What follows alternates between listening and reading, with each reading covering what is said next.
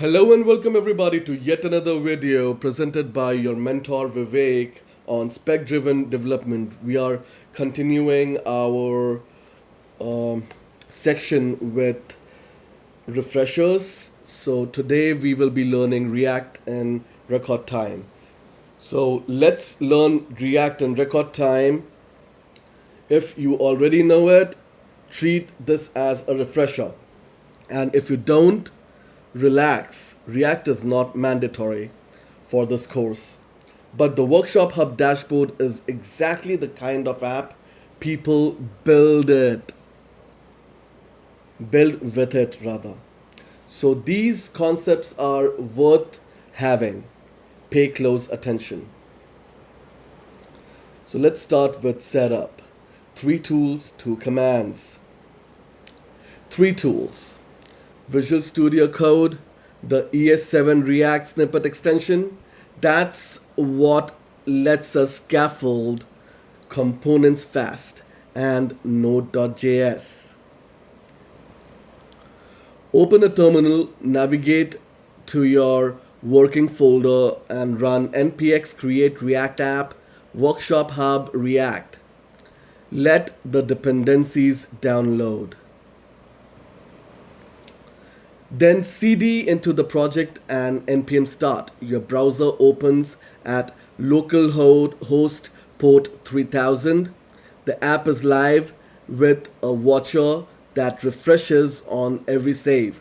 No refresh button ever. Quick tour. The public folder. The public folder holds the HTML and inside index.html there's a div with the ID root where the whole app mounts. Node modules is dependencies. SRC is where we work. We delete what we don't need, the test files, web vitals, and we disable strict mode while we are learning and let app, the main component, load on its own. So what is a component? A piece of the interface, a card, a page, a button. But in code, it's just a function that returns HTML to render. That's the whole mental model. Best practice. Make a components folder inside SRC.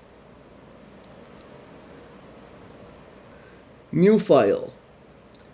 ClassCard.js. Type the snippet shortcut rafce, hit enter, and the extension scaffolds. Whole component, a function that returns JSX exported at the bottom. To show it, app has to load it. Use the component as a tag. ClassCard / and VS Code auto imports it from the components folder. There it is in the browser. And here's the payoff. Components are reusable. Drop class card 3 times. Get 3 cards. You can even render one component inside another. That's how a whole dashboard tree gets built. Now let's discuss about JSX, interpolation, maps, and keys. Now data. JSX is HTML mixed with JavaScript. So your component variables can flow straight into the template. Define a constant, the studio name, and print it with curly brackets. That's interpolation. Change the variable and the screen follows. For lists, take a workshops array. Watercolor lab, wheel throwing, night sketching, and iterate with workshops.map, returning an li for each one. Now let's check out the key. Okay. One catch, the console will warn that every repeated element needs a key. Grab the index as the map's second parameter and set key equals index. Warning gone. Now let's discuss state, useState, events, reactive classes, and so on. The biggest idea in React, state. A normal variable can change, but the screen won't notice. Watch. Import useState and destructure it. Seats left and set seats left. The value. And the only function allowed to change it. Give it a default of 12. A button with on-click runs set seats left. Every click books a seat and the number on the screen updates instantly. That's reactivity.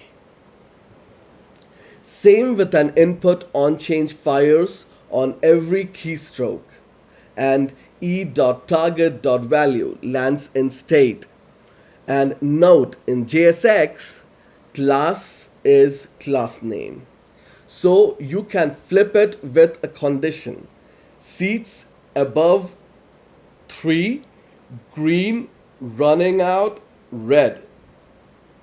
Appearance and data, both reactive. So that's React in 5 minutes, I guess. Components, JSX, map with keys, and state.